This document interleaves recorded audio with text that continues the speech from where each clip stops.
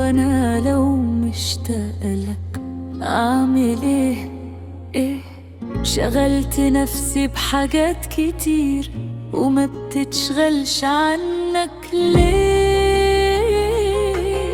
فعزة تركيزي بفتكر ومش عارف انساكي وانساكي اصلا ليه؟